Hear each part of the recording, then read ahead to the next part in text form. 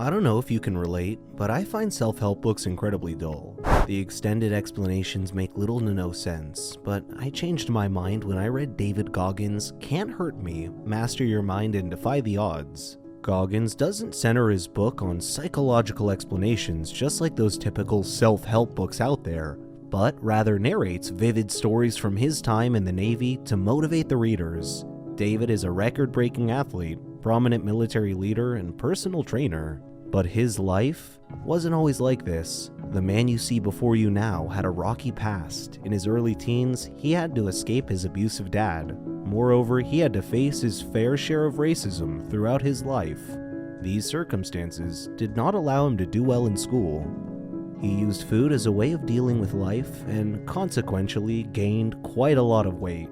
300 pounds to be exact. Now, you might be wondering, how did he manage to turn his life around? How did a man with so little education and overweight become an ultra-marathon, a cyclist, and a motivational speaker? Well, he has it all in his book. Today I'm here with 10 lessons that will help you turn around your life just like Goggins did. But before we start, don't forget to subscribe to our channel and turn on notifications so you don't miss out. Number 1, make the difficult choice. We're going to start with one of the hard ones. When you look at a man like David, you can see that he makes the utmost importance in keeping his body in shape. He regularly exercises and takes care of his diet, but that's not all. He trains his mind to be strong too, and he shared how he does it with his readers. David reveals that to make your mind more powerful, you have to take a difficult path. Let's say that you're doing something new, like giving a presentation or applying for a new job. Your brain will provide you with 1,000 reasons why you shouldn't do it.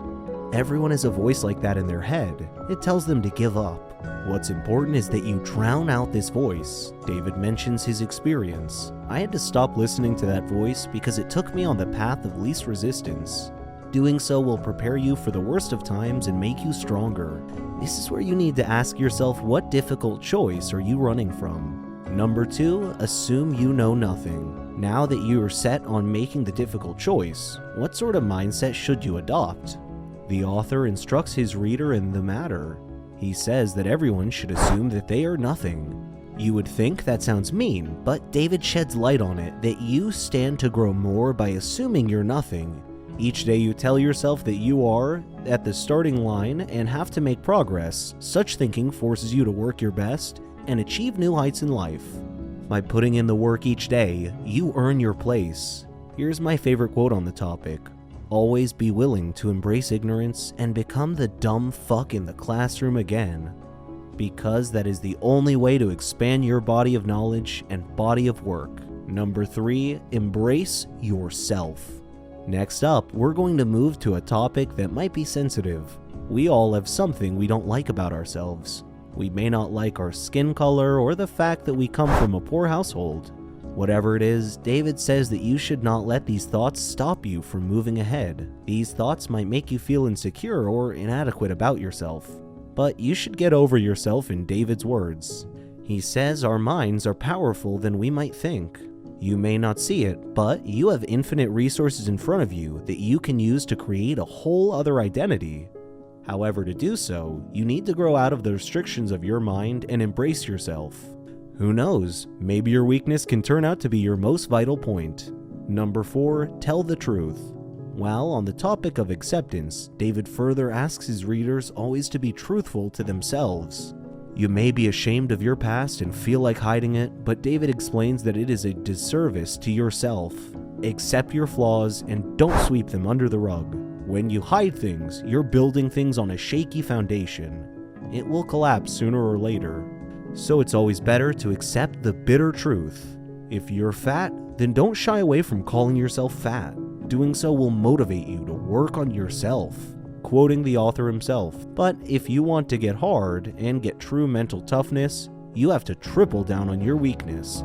That's the only way you can callous your mind. Number 5, be extraordinary. Now, what I find interesting is that throughout the book, Goggins gives examples of how he trained for marathons and how he exercised, but nowhere does he ask his readers to do the same. David does not want you and me to be sheep in the flock and follow his steps. In fact, he wants us to do the opposite. He wants us to be uncommon against uncommon in our world. Now, what does he mean by that? Well, in simple words, he wants us to be extraordinary. He wants us to stand out and put more effort than others. He says that doing so might be alienating. People will grow jealous and leave you, but you will achieve greatness. Moreover, David does not set any standards for greatness. Instead, he wants you to establish yourself. He wants you to think about how you can set yourself apart from others. Feel free to pause the video to do some thinking. Number 6, dominate other people's minds. Next up, David discusses how you can make an impact on other people. Do you ever walk into a room and feel like the dumbest person there? Well, David has some good news for you. You're not alone. Everyone feels like that. Your boss or that employee who has it all together has the same thoughts as you, even your bully. To make it interesting, David reveals how you can use this information to your benefit and dominate the other person. His exact words are, take their soul. Spooky, right? He says that the best way to make your mark on people is to keep working. The time they spend hating themselves, you can use the same time to achieve great things. Nothing messes with a person's head more than seeing someone do better than them. And that's the key to rising to the top. Number 7, be your own man. Continuing on the topic of people, David adds that you should never rely on other people. You can only rely on yourself to move forward. He further adds that you shouldn't let people's views interfere with your plans. When you're set out on a challenging project, I am sure you hear unwanted remarks from people like, "You can't do it. It's impossible. You'll get tired." David tells you to pay no attention to these comments. They only exist to hold you back. Your fight is not worth other people. It's with your ego. You only have to prove yourself, not society. Number 8, work to inspire. Our last 2 lessons may make you think that David asks his readers to live an isolated life away from people. However, that's not the case. David instills a sense of community in his readers by asking them to live a life that inspires others. He uses his experience in the Navy as an example. He says that he would push through terrible circumstances and lead his team. The hurdles in his path did not bother him because he knew that his teammates were looking up to him. He was motivating them by pushing forward. They looked up to him, and that thought alone was enough to keep him going. Similarly, by working hard every day in the life, you can empower others. How cool is that you can touch other people's lives with your actions? Number 9, the 40% rule. Next up, I have some mind-boggling advice. When I read this, I felt like someone opened my eyes. Okay, so you know how at the end of a long study session or workout, you call it a day and go to bed? You are too tired to complete the task and put it off to the next day. No judgment, I do it too. It's because you feel like you don't have any more energy. Here is where David comes in with some advice that will completely change how you think. He says that when you feel like you have given it all and want to take a break, your brain is lying to you. You have not given it your all. In reality, you have only used 40% of your energy. That's correct, 40%. You have more of yourself to give, around 60% of untapped potential. How amazing is that? You should start working to utilize that to break barriers and push past your limits. Number 10, remember your victories. Sadly, we've reached the number 10 lesson. We're going to end our video with some feel-good advice. You know how you feel down sometimes and want to abandon all hope? You don't think there's a way you can move forward. Well, David has some advice just for this occasion. He says that you should remember your victories during moments like these. All those times where you had the same thought and yet still emerged victoriously.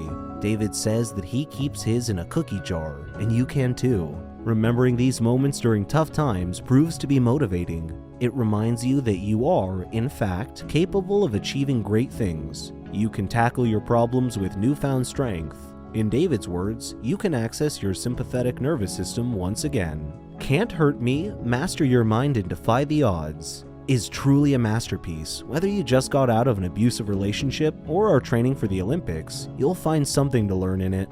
Goggins does not shy away from delivering the cold, hard truth. Throughout the book, David asks questions of his readers like, what do you want?